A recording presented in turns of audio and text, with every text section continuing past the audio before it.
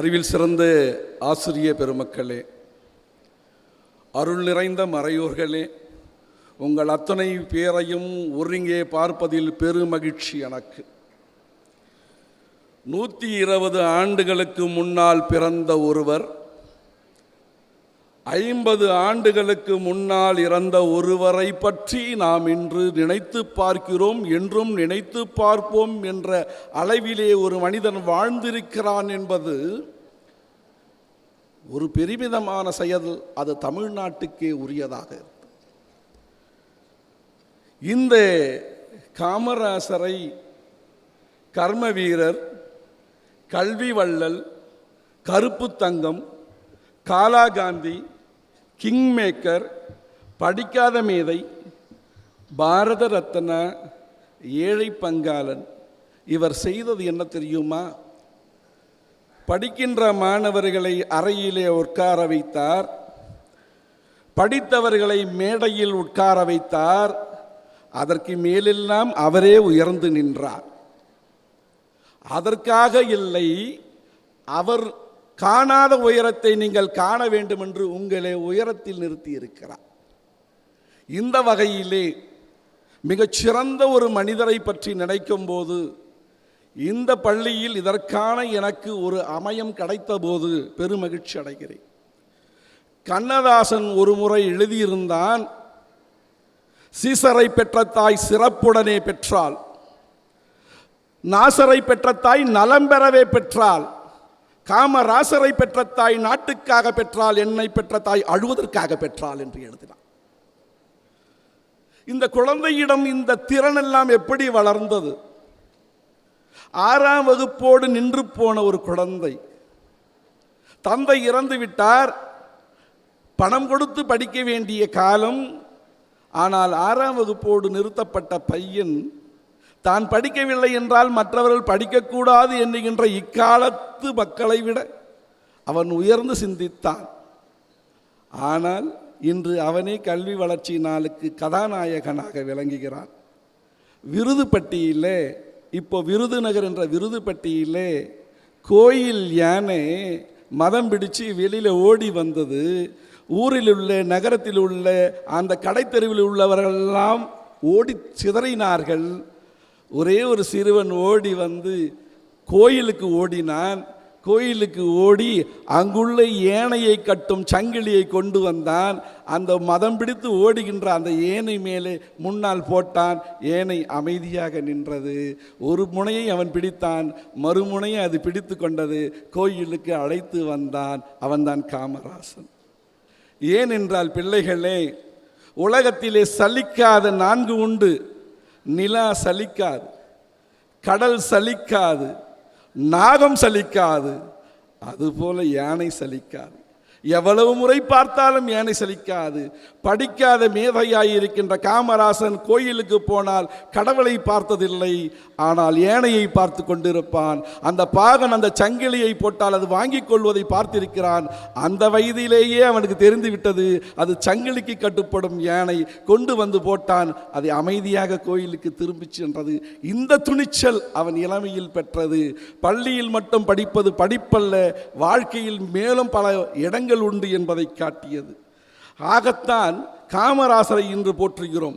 காமராசர் 1954 முதல்வராகிறார். முதல்வராகி வருகின்ற வழியிலே அவருடைய வண்டியின் எண் MDD 2727. அந்த வண்டிக்கு முன்னாடி சைரன் அடித்து கொண்டு போகிறது. முதல்வர் வந்தால் எல்லாரும் வழிவிட வேண்டும் என்று. காமராசர் உடனே அதிர்ச்சி அடைந்து, ஏன்பா நான் நல்லா தானப்பா இருக்கேன், என் முன்னாடி எதுக்குப்பா இந்த சங்கு ஊதிட்டு போறீங்க என்று தடுத்து நிறுத்திய மிகச்சிறந்த மனிதன், எளிமையின் வழிகாட்டி. அதே காமராசர் அவர் ஒரு முறை இந்திய தேசிய காங்கிரஸ் இயக்கத்தின் மிகப்பெரிய தலைவராய் வருகிறார். நாகப்பட்டினத்திலே அவருக்கு அன்னப்படகு வைத்து ஊர்வலம் நடக்கிறது. காமராசர் வாழ்க வாழ்க என்று ஓலமிடுகிறார்கள், கூச்சல் எடுக்கிறார்கள். அதிலே ஒருவன் மட்டும், ஒரு தொண்டன் மின்கம்பத்தில் ஏறி பிடித்து காமராசர் வாழ்க என்று சொன்னான். காமராசர், அடே கிறுக்கா, நான் வாழ்வேன், நீதான் மறித்து போவாய், கீழே இறங்கு என்று சொன்ன அந்த கருணை இருக்கிறது இல்லையா, அதனால் அவரை அந்த உயரத்துக்கு கொண்டு வந்து இருக்கிறோம். இந்த செய்திகளெல்லாம் இருப்பது மட்டுமில்லை, அவருக்கு சிலை வைக்க வேண்டும் என்று 1961 முடிவு செய்தார்கள். தமிழ்நாட்டிலே சிலை திறப்புக்கு நேரு வருகிறார். நேரு சோஷலிசவாதி, உயிரோடு இருப்பவர்களுக்கு சிலை வைப்பதிலே அவருக்கு விருப்பமில்லை. ஆனால் சொன்னார், உயிரோடு இருப்பவர்கள் நான் சிலை திறந்து வைப்பதில்லை, இருந்தாலும் இவர் ஒரு மக்கள் தலைவர், இவருக்காக திறக்கிறேன் என்று சொன்னார். நேரு திறந்து வைத்த சிலை தான் நாம் பார்த்து கொண்டிருக்கிறோம். குழந்தைகளே, நான் சொல்ல வர வேண்டிய செய்தி அதுவல்ல. ஒரு 20-30 ஆண்டுகளுக்கு முன்னாடி அந்த நேருவே வருகிறார், சென்னைக்கு வருகிறார், சென்னையிலே தங்குகிறார். இரவிலே திண்ணையில் படுத்து கொண்டிருக்கிற ஒரு குழந்தை, ஒரு தொண்டன் தூங்கி கொண்டிருக்கிறான். குரட்டை ஒலி அதிகமாக இருக்கிறது. நேரு வசதியான குடும்பத்தைச் சேர்ந்தவர். யாரப்பா அங்கே குரட்டை விட்டுட்டு இருக்கேன், ஒன்று அவனை தூக்கி கடலில் போடு, இல்லை என் படுக்கை எடுத்து போய் கடற்கரையில் போடுன்னு சொன்னார். அந்த பையன் வேறு யாரும் இல்லை, கட்சி பணி ஆற்றிவிட்டு எல்லா தெருவுகளிலும் போஸ்டர் ஒட்டி வந்த அந்த காமராசர் தான் அந்த பையன். அவருக்கே இவர் சிலை திறந்து வைத்தார். அந்த வகையிலே அவர் நேருவையும் மிஞ்சினார். அது மட்டுமில்லை குழந்தைகளே, இந்த செய்தியோடு இன்னொரு செய்தி சொல்லணும். எம்ஜிஆரிடம் ஒரு முறை கேட்டார்கள், உங்களுடைய தலைவர் யார் என்று. அதற்கு எம்ஜிஆர் சொன்னார், என்னுடைய தலைவர் காமராசர் தான். அப்படி என்றால் அண்ணா அவர் எனக்கு வழிகாட்டி, அப்படிதான் சொன்னார். ரஜினிகாந்தியிடம் கூட பாலச்சந்தர் ஒரு முறை கேட்டார். பாலச்சந்தர் தான் அவர் அறிமுகப்படுத்தி வைத்தார். ஆகவே ரஜினி, உனக்கு பிடித்த இயக்குனர் யார் என்று கேட்டார். ரஜினி சொன்னான், எனக்கு பிடித்த இயக்குனர் மகேந்திரன் தான், முள்ளும் மலரும் எழுத்தவர் தான், நீங்கள் எனக்கு வழிகாட்டி என்று சொன்னான். அப்படியான இந்த மனிதர்களுடைய நினைவுகளை நினைத்து பார்க்கின்ற தருணமாக இது இருக்கிறது. இந்த செய்தியை சொல்லி அவர் காமராசருடைய அந்த பிறந்த நாளை கல்வி வளர்ச்சி நாளாக எழுச்சியாக கொண்டாடுகின்ற இந்த தருணத்திலே, ஏழையென பிறந்தவன் தான் பாண்டி நாட்டிலே, ஏழையென பிறந்தவன் தான் பாண்டி நாட்டிலே, அவன் ஏழைக்கெல்லாம் கல்வி தந்தான் பிறந்த நாட்டிலே, அவன் ஏழைக்கெல்லாம் கல்வி தந்தான் பிறந்த நாட்டிலே, அறிவு கண்ணை திறந்து வைத்தான் அழகு மொழியிலே, அறிவு கண்ணை திறந்து வைத்தான் அழகு மொழியிலே, அவன் அறிஞனாக உயர்ந்து நின்றான் இமயம் வரையிலே, அவன் அறிஞனாக உயர்ந்து நின்றான் இமயம் வரையிலே. அவர் காலத்தில் செய்த சாதனைகள் பலர் பட்டியல் போட்டார்கள். 21 அணைகளுக்கு மேலே கட்டினார்கள். குழந்தைகளே, அணை கட்டுவதற்கு திட்டம் போட்டால் அதற்கு இவ்வளவுன்னு ஒதுக்கீடு செய்வார்கள். ஒதுக்கீடு செய்த பிறகு கட்டும்போது 2-3 வருடங்கள் ஆன பிறகு அது கூடுதலாக ஒதுக்கீடு செய்வார்கள். ஆனால் காமராசர் காலத்திலே இன்னும் ஒரு கல்வெட்டு இருக்கிறது. ஒதுக்கீடு செய்த பணம் இவ்வளவு, வேலை நடந்தது இவ்வளவு பணத்தில், மீதமுள்ள பணம் இன்னும் இருக்கிறது என்று மீதமுள்ள பணத்தையும் கல்வெட்டு பொறித்த ஒரே மாபெரும் தலைவர் காமராசர் தான். அதனால்தான் காமராசரை அத்தனை பேரும் பிழைக்க தெரியாதவர் என்று சொல்வார்கள். குழந்தைகளே, நான் இப்போது சொல்கிறேன், பிழைக்க தெரியாதவர்களால் தான் இந்த நாடு பிழைத்து கொண்டிருக்கிறது, பிழைக்க தெரியாதவர்களால் தான் இந்த நாடு பிழைத்து கொண்டிருக்கிறது என்று உங்களிடம் சொல்லி காமராசருக்கு என்னுடைய அஞ்சலியை செலுத்துகிறேன். இந்த நல்ல நாளில் ரொம்ப அற்புதமான இலக்கிய மன்ற திறப்பிழாவும் கூடுதலாக இது உடன் நிகழ்ச்சியாக நடைபெறுவதனாலே தமிழ் மொழியின் பற்றி, அதன் சிறப்பை பற்றி ஒரு சில நிமிடங்கள் பேசலாம் என்று கருதுகிறேன். மன்னர் வளர்த்த புகழுடையால், தமிழ் மன்னர் வளர்த்த புகழுடையால், இவள் மக்கள் உறவுடையால். மன்னர் வளர்த்த புகழுடையால், இவள் மக்கள் உறவுடையால். நல்ல சென்னல் வளர்க்கும் உழவரிசையில் சிரிக்கும் அழகுடையால். சிறு கன்னி வயதின் நடையுடையால், உயர் காதல் வடிவுடையால். தமிழ் என்னும் இனிய பெயருடையால், இவள் என்றும் உயிருடையால். ஆகவே தான் உங்களுடைய முதல்வர் ஐயா சொல்லும் போது சொன்னார், வையம் என்ற தொன்மக்கள் உலத்தினை கையினால் உரை காலம் இருந்த பையனாவை அசைந்த பழந்தமே ஐயை தாள் தலை கொண்டு பணிகுவோம். நீ கந்தசாமி புலவர் பாடின ஒரு பாடலை சொன்னார். இன்னொன்றும் இருக்கிறது, பாரதி பாடினான், தொன்று நிகழ்ந்தது அனைத்தும் உணர்ந்திடும் சூழ்களை வாணர்களும் இவள் என்று பிறந்தவள் என்றுணராத இயல்பினாலாம் எங்கள் தாய். உலகம் எப்போது தோன்றியது, உயிர்கள் எப்போது தோன்றியது என்றெல்லாம் அறிகின்ற அறிஞர்கள் கூட இந்த தமிழ் மொழி எப்போது தோன்றியது என்று யாராலும் கூற முடியாது என்று பாரதி சொன்னார். அந்த வழியே தான் நாம் பழமையை போற்றுகிறோம். தமிழ் பழமையான மொழி. பழமை என்பதனால் அது கெடுதட்டி போய்விட்டதா? இல்லை, அது இளமையான மொழி. ஆகவே தான் நீங்கள் தினந்தோறும் பாடுகிறீங்க, பாடுகிறீர்கள். உன் சீரிழமை திறம் என்று செயல் மறந்து வாழ்த்துதுமே. மனோன்மணியும் பாடலை பாடும்போது என்ன பாடுகிறீர்கள்? தமிழே, நீ 2500 ஆண்டுகளுக்கு முந்தையா அல்லது 5000 ஆண்டுகளுக்கு முந்தையா என்று எங்களுக்கு தெரியாது. ஆனாலும் ஒன்று தெரியும், நீ இன்றும் இனிமையாய் இருக்கிறாய், இளமையாய் இருக்கிறாய். உன் சீரிழமை திறம் என்று செயல் மறந்து வாழ்த்துகிறோம். அது மட்டும் போதாது, அது பழமையா அல்லது இனிமையா என்றால் இன்னொன்றும் இருக்கிறது. தமிழுக்கு அமுதென்று பேர் என்று பாரதிதாசன் பாடுவார். அமுது என்ற ஒரு சொல் இருக்கிறது. குழந்தைகளே, உங்கள் தமிழ் ஆசிரியர் சொல்லி இருப்பார்கள், அமுது என்ற சொல்லை தொடர்ந்து சொல்லிக்கொண்டே இருந்தால் அமுது அமுது அமுது அமுது தமிழில் வந்து முடியும் என்று சொல்லிக் கொடுத்திருப்பார்கள். அமுதம் தமிழும் இணை என்று சொல்லியிருப்பார்கள். இப்படிப்பட்ட செய்திகளோடு தான் நம்முடைய மொழியிலே திருக்குறள், கம்பராமாயணம், பாரதியார் பாடல்கள், இந்த 3 தான் நாங்கள் சொல்ல வேண்டியிருக்கிறது. 2000 வருடங்களுக்கு முன்னால் ஒருவன் பிறந்தான், அவனுக்கு திருவள்ளுவர் என்று பெயர். 1000 வருடங்களுக்கு முன்னால் ஒருவன் பிறந்தான், அவனுக்கு கம்பன் என்று பெயர். 100 ஆண்டுகளுக்கு முன் ஒருவன் பிறந்தான், பாரதி என்று பெயர். இவர்கள் தான் தமிழுக்கு கதியானவர்கள். இனி ஒருவன் இப்படி பிறக்க வேண்டும் என்றால் இன்னும் 1000 ஆண்டுகள் காத்திருக்க வேண்டும். அப்படிப்பட்டவர்கள் இவர்கள். ஆகவே தான் இவர் மூவரை பற்றிய சில செய்திகளை சொல்லலாம் என்று பார்க்கிறேன். இந்த திருக்குறளில் உங்களை யாரை கேட்டாலும் நீங்கள் சொல்வீர்கள், அகர முதல எழுத்தெல்லாம் ஆதி பகவன் முதற்சியே உலகு என்ற குறளை. ஆச்சரியமான ஒரு குறள். எல்லாரும் எளிமையாக சொல்லி விடுவார்கள், மொழிக்கு ஆதான் காரணம், இந்த உலகத்துக்கு கடவுள் தான் காரணம்.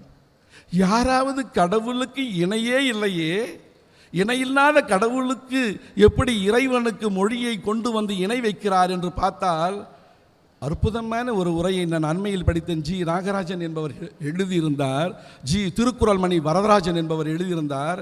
என்ன சொல்கிறார் என்றால், குழந்தைகளே, கடவுளுக்கு உருவமும் உண்டு, உருவம் இல்லை என்று சொல்லலாம். அப்படித்தான் இந்த உலகம் முழுக்க கொண்டாடி கொண்டிருக்கிறார்கள். அதுபோல இதோ இங்கே எழுதப்பட்ட எழுத்து இருக்கிறது, நீங்கள் கண்ணால் பார்க்கிறீர்கள், அதை உணர்ந்து கொண்டிருக்கிறீர்கள். இப்போ நான் பேசிக்கொண்டிருப்பது கண்ணால் பார்க்கவில்லை, கேட்டுக்கொண்டிருக்கிறீர்கள். ஆக பார்க்கவும் முடியும், உணரவும் முடியும்.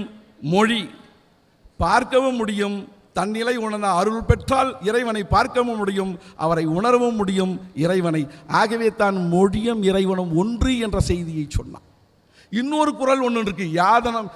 என்ன சொல்கிறார்? யாதனின் யாதனின் நீங்கியான் நோதல் அதனின் அதனின் நிலன். ஒரு அற்புதமான குறள்.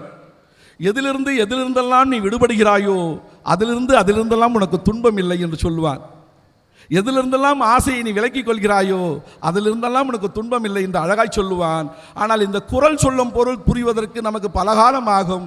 ஆனால் இந்த குறள் எழுதப்பட்ட விதம் தான் மிகச்சிறந்தது.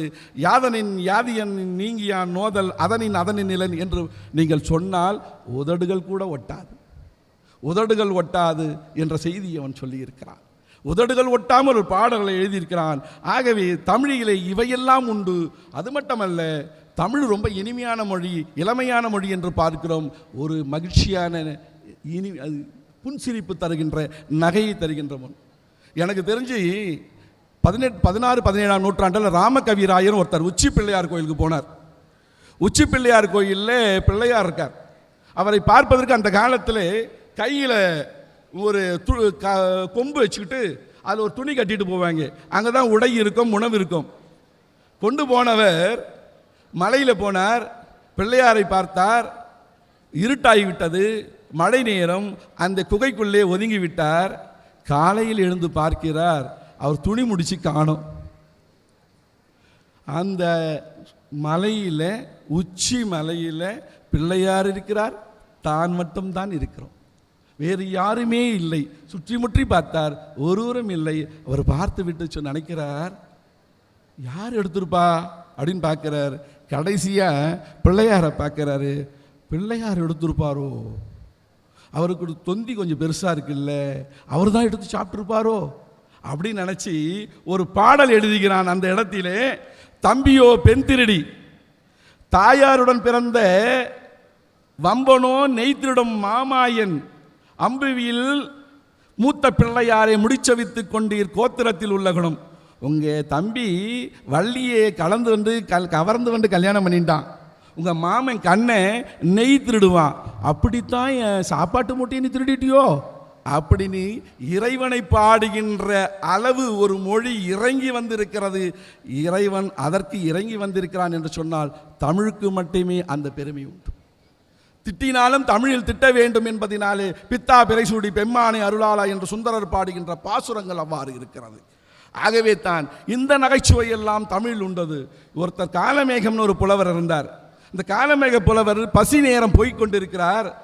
அங்கே சத்திரம் இருக்கும். அந்த காலத்தில் அந்த சத்திரத்தில் உணவு கொடுத்துருவாங்க. சும்மா தான் கொடுத்துருவாங்க, காசு பணம் வாங்க மாட்டாங்க. அந்த சத்திரத்துக்கு போகிறார், பசி எடுக்குது, அரிசி வரத்துக்கு மாலையாச்சு, அது நெல்லாக இருந்தது, குத்துறத்துக்கு காலை இரவு முடிஞ்சது. மறுநாள் காலையில் தான் மோர் சாதம் ஒரு கையில் கிடச்சிது. அவ்வளவு கோபம் வந்துடுச்சு அவருக்கு. அவர் பாடுறார், கத்துக்கட சூழ் நாகை காத்தான் சத்திரத்திலே அத்தமிக்கும் போது அரிசி வரும், குத்தி உலையிலிட ஊரடங்கும், மோர் அகப்பை எண்ணம் இலையிலிட வெள்ளி முளைக்கும் என்று கோபமாக எழுதிவிட்டு நடந்து போய் கொண்டிருக்கிறார். குழந்தைகள் கொஞ்சம் பேர் அங்கே விளையாடிட்டு இருக்காங்க. அந்த குழந்தைகளை விளையாடுற குழந்தைகிட்ட போய் சொன்னார், தம்பிகளான்னாரு. அவங்கெல்லாம் என்ன விளையாடினாங்க தெரியுமா? கோலி விளையாடிட்டு இருக்காங்க. கோலியா அந்த காலத்தில் இருந்துதா? இல்லை, பாக்கு இருக்குல்ல, பாக்கு உருளையா இருக்குமே, அந்த பாக்கு தான் அந்த காலத்து கோலி. ஆடிட்டு இருக்காங்க. அவங்க கிட்ட கேட்டார், தம்பி சோறு எங்கே விற்கும்? அதுக்கு அந்த பையன் சொன்னான், ஒரு பையன் மாத்திரம், சோறாங்க அது தொண்டையில் விற்கும்னா. சோறு எங்கே விற்கும்? அது தொண்டையில் விற்கும்னா. இவருக்கு கோபம் வந்துருச்சு. என்னடா பசியோடு இருக்கிற மனிதனை பார்த்து இப்படி சொல்கிறான்னு. அவர் என்ன பண்ணுறாரு, ஒரு கறியை எடுக்கிறாரு, பாக்கு தெரித்து விளையாடும் பாலகனுக்கு நாக்கு தெரித்து விழும் என்று எழுதி விட்டு போயிடுறாரு செவுத்துல. கோபம் வந்துச்சு. பாக்கு தெரித்து விளையாடும் பாலகனுக்கு நாக்கு அறந்து போயிடும்னு எழுதிட்டு போகிறார். போனார், ஒரு இடத்துல சாப்பாடு கிடச்சது, சந்தோஷமாக சாப்பிட்டு திரும்பி வரார். வந்த பிறகு பார்க்குறாரு, இந்த குழந்தை மேலே நம்ம திட்டிட்டோம், சின்ன குழந்தை தானே, நம்ம அதை எழுதி அழிச்சிடணும். பெரியவங்க சொன்னால், பெருமாள் சொன்ன மாதிரி சொல்லுவாங்களே, அதை அழிச்சிடலான்னு கிட்ட வரார். வந்து பார்க்குறாரு, அழிக்கலான்னு போனால் அவன் ஏற்கனவே அழிச்சிட்டு அவன் எழுதியிருக்கான், பாக்கு தெரித்து விளையாடும் பாலகனுக்கு நாக்கு தமிழ் மணக்கம்னு எழுதி வச்சிருக்கான். தெரித்து விழும் என்பதை தமிழ் வணக்கம்னு எழுதி வச்சான். ஆஹா, நாகப்பட்டினத்தில் பிள்ளைங்க கடை இவ்வளோ சிறப்பாக இருக்காங்களே, இவ்வளோ தமிழ் இருக்கே என்றெல்லாம் சொல்லி இந்த செய்திகளை சொன்னார்கள். இப்படி இந்த அவையிலே இறுதியாக ஒரு செய்தி, மாணவர்களுக்கு உங்கள் முதல்வர் சொன்னது தான், இந்த 4 குணங்கள் இருக்கக்கூடாது. நெடுநீர், மருவி, மடிதுயில், 4ம் கெடுநீரார் காமக்கலன். ஒரு பரிசல் போகிறோம், பரிசலில் ஒரு ஓட்டை விழுந்தாவே பரிசல் தள்ளாடும். அந்த பரிசலில் 4 ஓட்டை விழுந்தால் அந்த பரிசல் ஊரு போய் சேருமா? சேராது. ஒரு மனிதன் வாழ்க்கையில் முன்னேற வேண்டும் என்றால் இந்த 4 பிழைகளும் இருக்கக்கூடாது. என்ன நெடுநீர் என்றால் என்ன? எதையும் தள்ளி போடாதே. நெடுநீர் என்றால் தள்ளி போடுதல், மருவி என்றால் மறந்து விடுதல், மடி என்றால் சோம்பலாயிருத்தல், துயில் என்றால் தூங்கி கொண்டிருக்கிறார். இந்த 4ம் இல்லாத மனிதன் எவன் இருக்கிறானோ அவன் வெற்றி பெறுவான் என்ற செய்தி சொல்றாங்க. ஆஹா, அப்போ உலகத்தில் அறிவுதானா பெரியது? ஜி ஜெங் பெங்குடைய கதை ஒன்று இருக்கிறது. ஒரு நாள் சீன அதிபருடைய தந்தை ஒரு கப்பிலே அவருக்கு உணவு தருகிறார். நூடில்ஸ் தான் அவங்க சாப்பிடுவாங்க. அந்த பையன் முதல்ல எடுத்துக்கிறான், நம்ம சாப்பிடலாம்னு. அவன் எடுத்து சாப்பிட்றான். அப்பா அடுத்த நூடில்ஸ் எடுத்து சாப்பிட்றாரு. அதுக்கு கீழே ஒரு முட்டை இருந்தது. பையனுக்கு நூடில்ஸில் முட்டையே இல்லை. யோசித்து பார்த்தான், அப்பா முட்டை வச்சு சாப்பிட்றா, நம்ம முட்டையே இல்லைன்ட்டு. மறுநாள் வந்தேன், அப்பா இந்த வாட்டி எடுத்துக்கோ அப்படின்னாரு.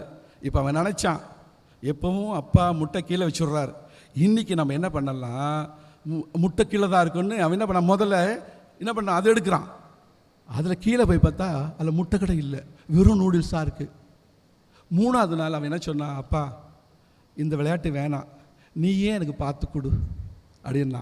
3வது நாள் அவங்க அப்பா கொடுத்தது எடுத்து பார்த்து சாப்பிட்டா உள்ள 2 முட்டை இருந்தது.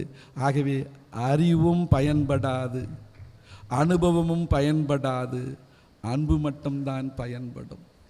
இந்த செய்திகள் தான் ஆகத்தான் இந்த செய்திகளை உள்வாங்கி கொண்டிருக்கிறது இந்த பள்ளி. இதோ இங்கே இருக்கிற ஆசிரியர்கள், என்னுடைய தோழர்கள், இவர்கள் எல்லாம் தேவதைகள். மூமேத்தா சொன்னான், வரம் கொடுக்கும் தேவதைகள் வந்தபோது தூங்கினேன், வந்தபோது தூங்கிவிட்டு காலமெல்லாம் ஏங்கினேன். வரம் கொடுக்கும் தேவதைகள் இவர்கள். இவர்களை நீங்கள் பிடித்து கொண்டால் வாழ்க்கையில் முன்னேறலாம். இந்தியில் ஒரு பாட்டு இருக்கு, குரு தோ கோவிந்த் தோவோ கடே லாக் காக்கே லாகோ பாய் பலியாரி குரு அப்பனி கோவிந்தியோ பத்தாய். கபீர் பாடின தோகேஷ் சார் அது. நான் சின்ன வயசில் படிக்கும்போது படித்தேன். குரு கோவிந்த் தோவோ கடே காக்கே லாகோ பாய் பல்யாரி குரு அப்பனி கோவிந்தியோ பத்தாய். என் எதிரே ஆசிரியரும் ஆண்டவனும் வந்தால் நான் ஆசிரியரை பிடித்துக் கொள்வேன், ஆண்டவனை விட்டு விடுவேன். ஏனென்றால் ஆசிரியர் எனக்கு தெய்வத்தை காட்டுவார், ஆண்டவன் எனக்கு ஆசிரியரை காட்ட மாட்டான் என்ற செய்திகளை எல்லாம் சொல்லித்தான் இந்த நாளிலே நீங்கள் நிறைய படிக்க வேண்டும், படித்துக்கொண்டே இருங்கள் என்ற செய்தியை சொல்லி இறுதியாக நேரம் ஆனது காரணமாக ஒரு செய்திகள் தான். இங்கே ஒரு கருத்தரங்கம் மாதிரி டிபேட் ஒன்று நடந்தது. மாணவர்களே, நான் அதை ஆங்கிலத்தில் தான் இருந்தாலும் உன்னிப்பாக கேட்டேன். பசுவின் முன்னால் போனால் முட்டும், பசுவின் பின்னால் போனால் உதைக்கும். அது ஊடாக போய் அது மடியில் உள்ள பாலை கறந்து விடலாம். ஆகவே ஊடகங்கள் அப்படிப்பட்டது தான். அது முன்னாலும் போகக்கூடாது, பின்னாலும் போகக்கூடாது. அடுத்ததாக எனக்கு முன்னால் பேசிய ஆங்கில ஆசிரியர் பேராசிரியர் சொன்னார் கமலஹாசனை பற்றி. அந்த கமலஹாசன் படித்த பள்ளியில் தான் நானும் படித்தேன் என்ற செய்தியும் உங்களிடம் சொல்லி, புரியுதா? கமலஹாசன் கொஞ்சம் வால் பையன், முதல் மாடியிலேருந்து எகிரி குதிச்சிட்டான். அதனால் ஆசிரியர் வேண்டாம் இவனு துரத்திட்டாங்க. நான் கொஞ்சம் நல்ல பையன், நான் இங்கே இருக்கிறேன். ஆகவே இது இறுதியாக உங்களிடம் தொட்டு பார்த்தால் காகிதம், மாணவர்களே, தொட்டு பார்த்தால் காகிதம், தொடர்ந்து படித்தால் ஆயுதம் என்று சொல்லி உங்களை நெஞ்சார வாழ்த்துகிறேன். இந்த தமிழ் இலக்கிய மன்றம் சிறப்பாக இந்த ஆண்டு நடைபெறுவதற்காக எல்லா வாழ்த்துக்களையும் கூறுகிறேன். வாழ்க வளமுடன், வாழ்க வையகம்.